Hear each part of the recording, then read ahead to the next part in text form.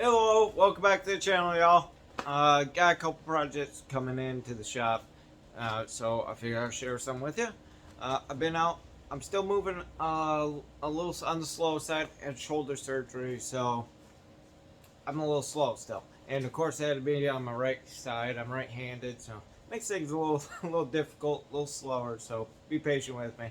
But today I have this that came in earlier today. Uh, there, no top cover to it, and from the serial number, I believe it's a Pro Max, the professional Pro Max 700. At first, I thought it was a 1010S, but just going off from the black sides, but no, it's not. Um, Looks like we're missing this top plate trigger guard there. Might have an extra laying around here, but this is just in for repairs and some porting. So we're gonna get some porting numbers. Looks like the handle got bent. I'm gonna ask the customer if he wants that straightened and a little bit. Also, the manual override for the oil pump. The little plunger here, it's taped to the handle, is it came out of the hole, so I'm assuming the rod just somehow came out. I'm not sure until I get of course we have to tear it all down to get to that part. So other than that, as you can see, we need to redo the recoil here. I'll probably replace this line. This rope is really thin, not quite the right size, but I know I have a spool of that we can do. So I'm going to start off rebuilding this and see if we get it running, and see how she runs before we get into the porting. So let's dig into it. Let's do it. Okay, so it looks like there's quite a few different, there's a couple different screws in here. These are Allen button heads here. This one looks like a torque, or it could be a flathead on here. So that's something new to me. I didn't know they did that later in the game, or somebody replaced them like that.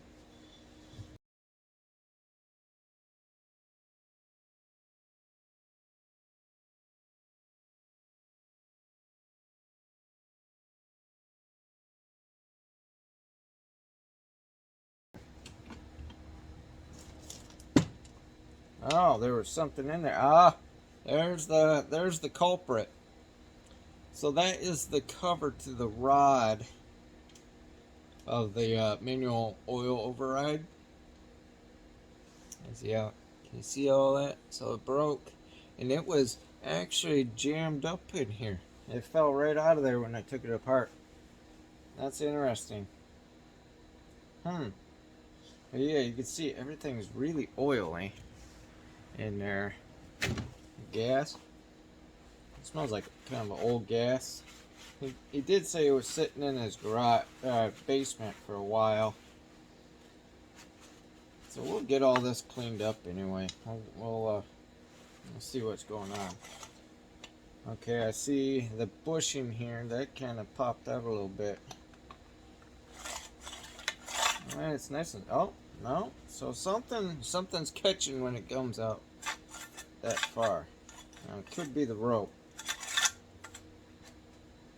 No, that's really hard now. So we'll get this all torn apart. Let me take this off the bench and we'll go. All right. So let's take this apart. We'll take a look at the spring, the bushings. We'll see how everything is going there.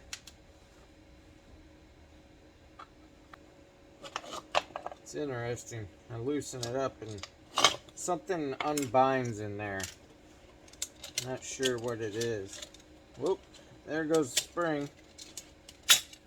Yep. Alright, that's okay. I'd rather take the spring out, clean it off, and all that stuff. So, alright, here's the problem. I found the problem. Right here. Well, that's an easy one to fix. You can see on the inside here, it was loose and it was grinding on the top there. So the bolt was actually holding this up and the shaft to the starter pawl was not in the slot here, in that hole. But yeah, we got too thin of string of rope here, so we're going to change that out as well. This looks pretty good shape. No cracks, no breaks, nothing. But we're going to get all that cleaned up, wash it all up. Very interesting. It happens though. This is a different kind of bushing here. That's all wore out.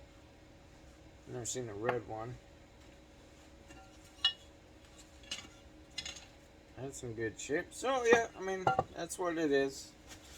So it looks like just the bolt came out. A lot of times when I put these together, I like to use some blue Loctite. I mean, the threads feel good. They're not cross-threaded or nothing. So, well, all right. I'll bring y'all back when I get this all cleaned up. I'll bring you back. We'll replace the rope to probably 4.5, and that looks like a 4 or smaller.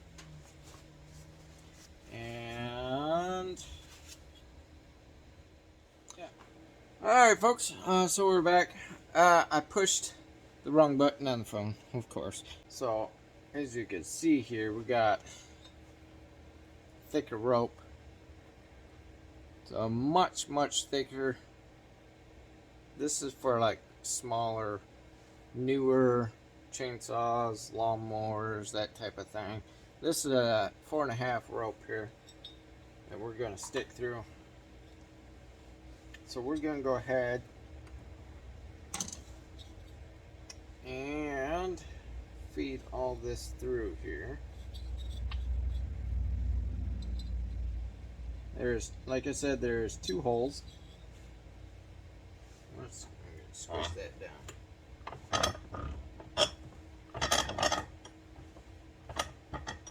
There we go.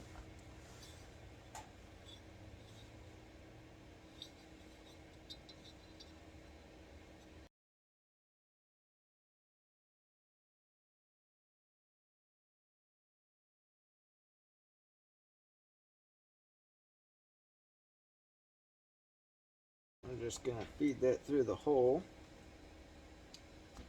There we go. Push that through.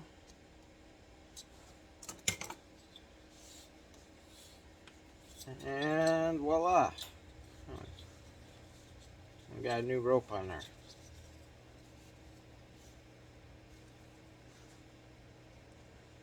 I kind of like to pull on it as I'm twisting it, kind of seat it in where it's going to go into place. As you see now, the rope fills up that whole thing, and it doesn't bind or nothing. It's just right, just the right size. Alright, okay, got this all wound up. You can stick that back in there, but let's work on the spring. I got this all cleaned up. This might be a little on the tricky side for some if you haven't done this before, but I'll try to show you the easiest way to do it. It gets a little frustrating. It can be, but the easiest way is just to feed it. So you stick it in its little slot here. I'll show you this little slot here. And you just work your way toward the inside. Yep, everything's going to get knocked off. It's going to get frustrating. That's going to slip out. You almost need like 3 hands.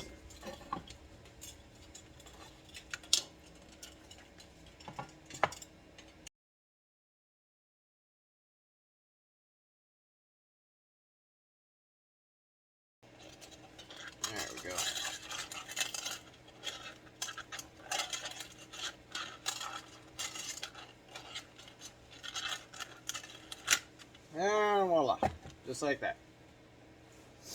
Alright, so next thing is we're gonna get some grease.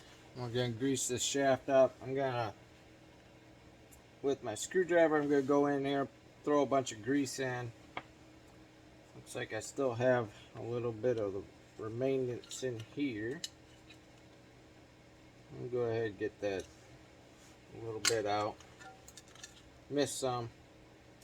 Best to start new, get all that old stuff out. I missed a little bit.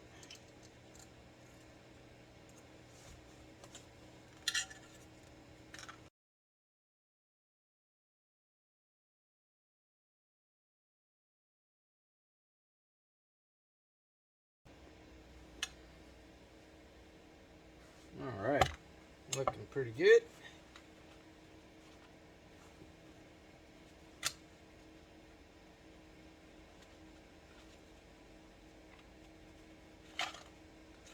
Clean up that grease a little bit. Alright, then we have this. Get a rope in there.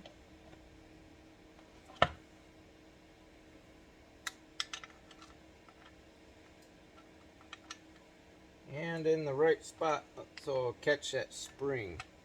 So you have a little groove on the bottom there. Goes into this ball end on the spring.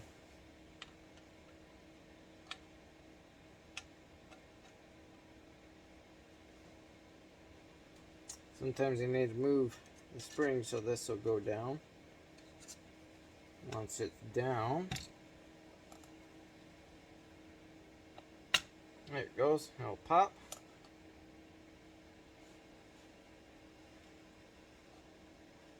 Yep, so we give it a little pull. Make sure it catches. Then we have our screw that goes right on top. This is the part that came loose. So a little blue Loctite on there.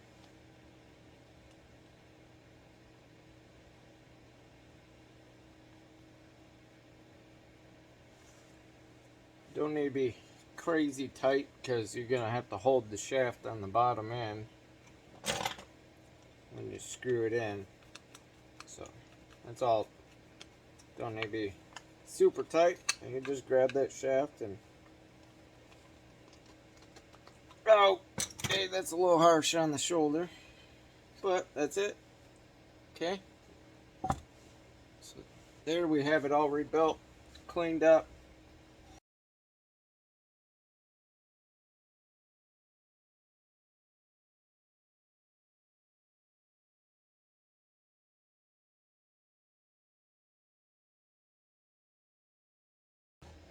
What I like to do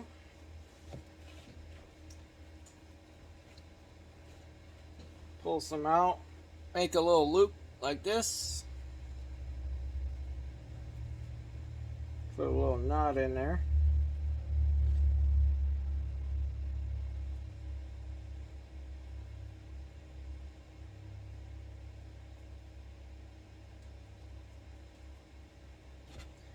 And now you have the end of the rope where you can put your handle in.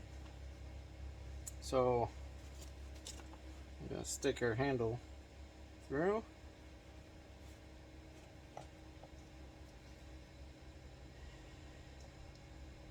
Get the top here. We'll make our knot. Just a simple overhand knot all the way to the end as far as you can. Like so.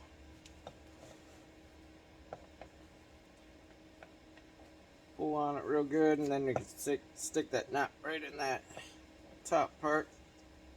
In there, pop this in your handle, and voila, you're done. Undo the knot. Now we can stick this back on the saw and we'll see if we get it. See if it runs, and see what we could do about porting. All right, there we go. Now we can stick this on the handle. Stay tuned. We'll get all this put together, and we'll get her running. See how she runs. so we can think about what we want to do on our pork job. Customer wants a good running work saw, so and with a little more power to it. So stay tuned. Y'all be good, be kind, be safe, and please spread love. I'll see you all on the next one. Let's do it.